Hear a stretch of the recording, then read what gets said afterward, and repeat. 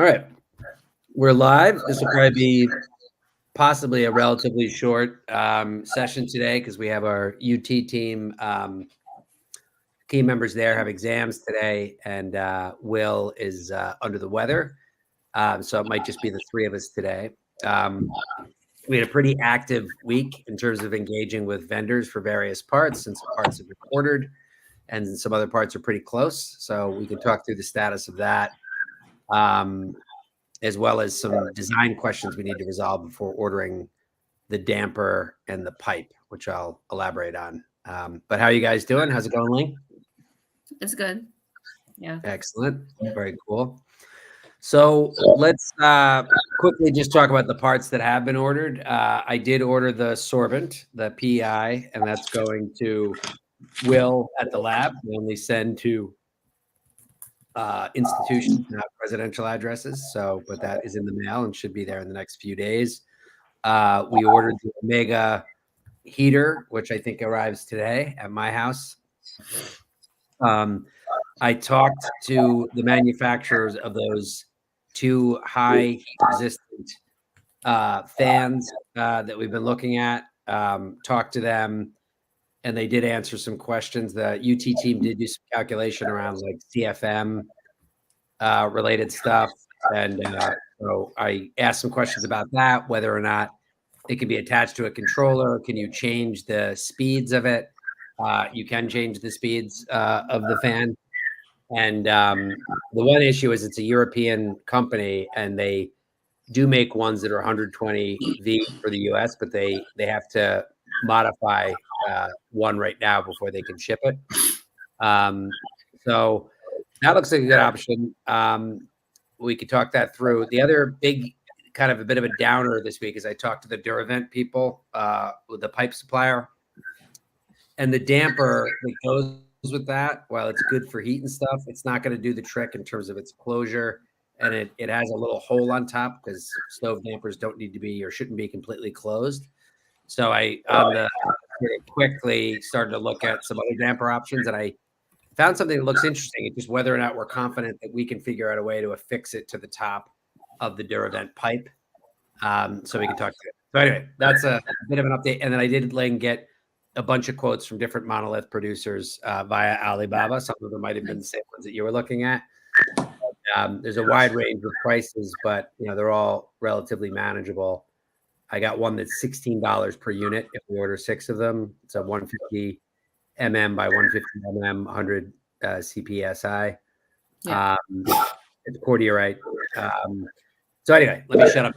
Flurry of activity in the last 5 days. So parts are starting to get set. About that damper, one thing we might want to find out from some expert on the whole field of chemistry and how this CDR works is how much vacuum do we really need? Does it have to be a really hard vacuum in order to efficiently get the CO2 back out for the desorption, or what? That's something I don't know much about. Yeah, Chaz did do some calculations on that, and I did a little chat GPTing, but I deferred more to his, and it's a I can't remember what the exact number was, but it's a very slight vacuum to get it out of the pipe. So I guess your question is that going to screw with the damper, right, David? Is that going to cause the damper? It's how good a damper do we need? Yeah. Well, I'm kind of concerned about just getting it, making sure. So the one that I'm looking at right now, it can go up to 125 C operating temperature, and it can be exposed to up to 250 C for short periods of time.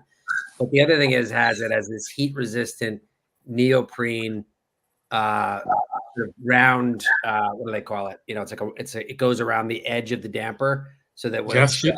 It's like a gasket basically, so that it really seals. And my concern is just more about CO2 air leaking out. You know what I mean? So we want to have something that's going to close and sort of stay closed to keep the CO2 in. And the Duravent one wasn't sort of doing the trick for that. I have the spec sheet for that right here, actually. If you guys can see that. So it has a couple of, it comes in many different sizes. I think I have the wrong spec sheet. There's one that goes in 6 and 8-inch diameters as well, but it's the same. I think I just have the wrong one here. So I want that guy to call me, the local distributor, and I can talk through him a little bit. I need to find out the pricing of it. We're saving cost on some other parts. So if we need to, spend more money on the dampers, that's fine. But the bigger question is this whole thing here, it's got basically this little flange, and then it's got these little holes that you can screw into. So we'd want to see, can we get one that fits well on top of the pipe? But even there, it's a double wall. So it's not like there's like a flat area around the top of the pipe. We'd have to figure out some way, like, how would we screw that in there and like seal it, It's surprising me how much this is killing me. The damper thing has been one of the most difficult things to sort of get certainty on. But so anyway, that's kind of what things are, again, without the rest of the team to kind of talk through nuts and bolts. Not a ton more to talk to. And the ordering. I don't know if you guys saw that most recent image of like how this might fit together. Mm-hmm. This guy here was one that, oops, why is that so big? Oh no, these are the wrong dimensions. Sorry. I think I might, none of those are going to work. Anyway, I shared it.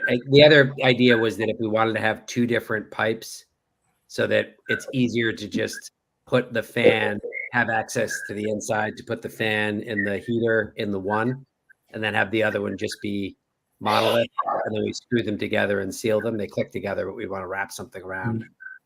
That's a good idea. Yeah, I thought that was probably made sense. So anyway, that's what I got.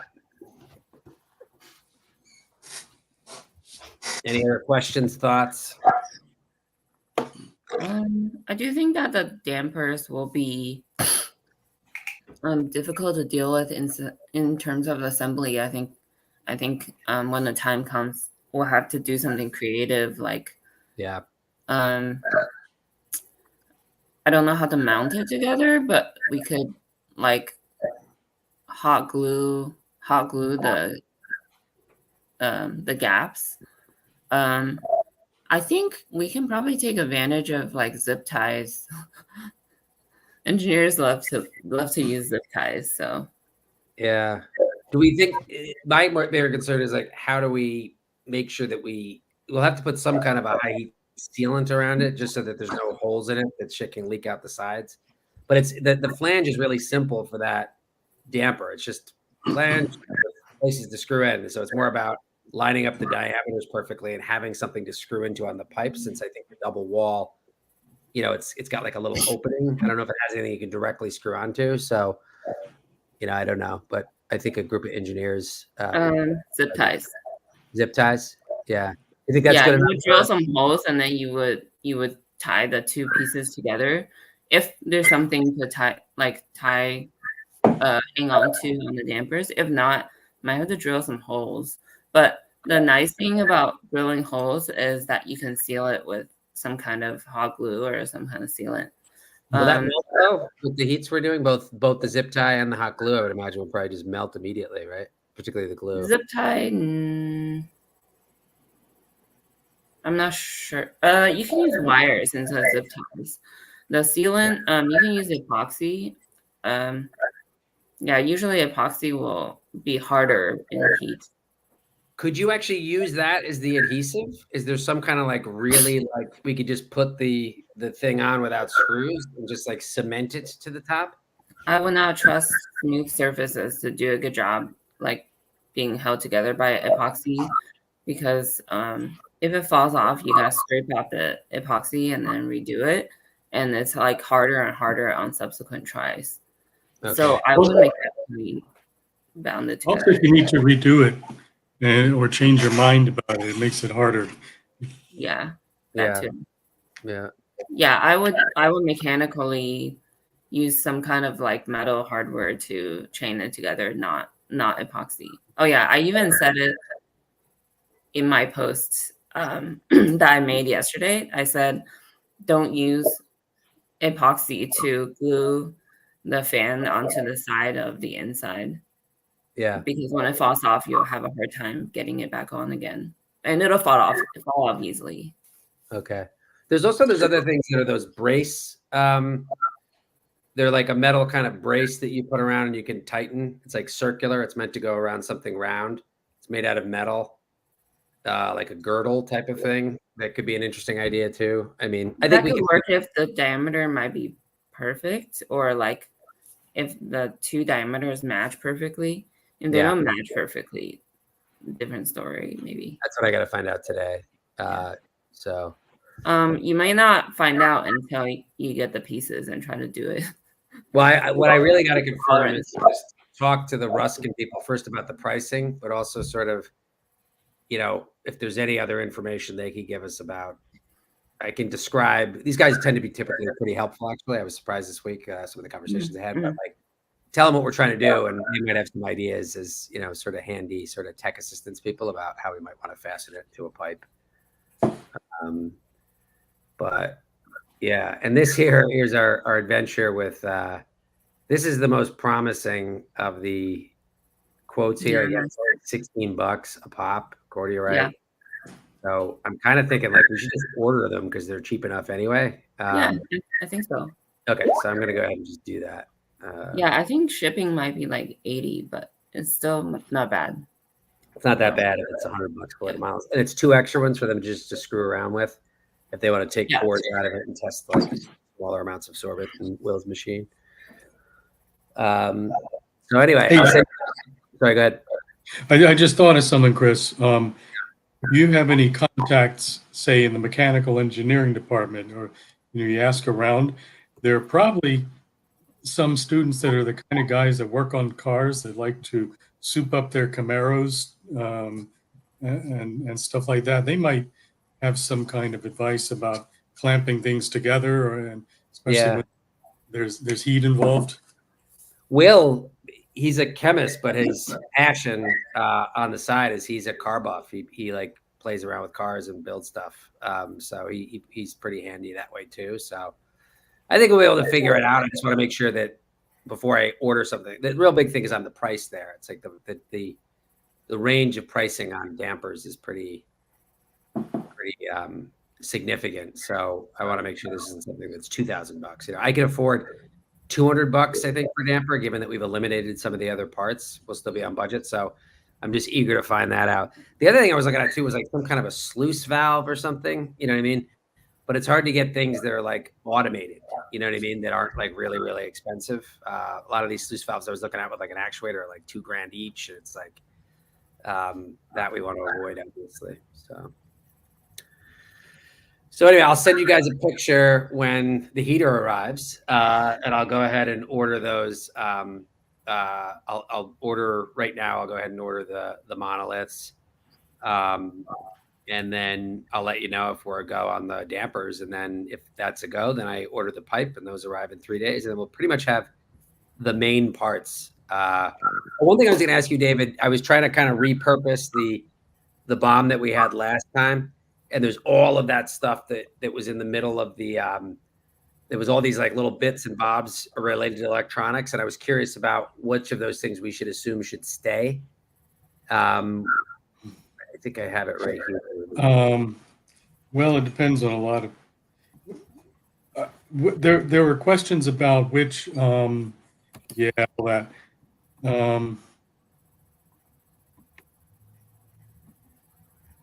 you kind of build it again, and if I have somebody that knows what they're doing to figure out what's really needed.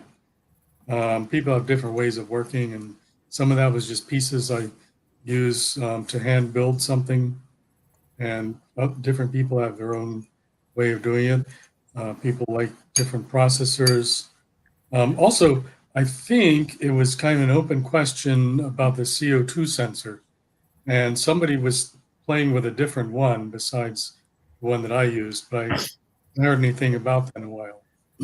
Yeah, we ordered that. I remember that's the thing I got back from UPenn.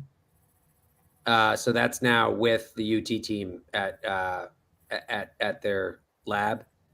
That's the one that we found was better with turbulence, and it was more like speaking to Sensorion. They were like, you should get this one.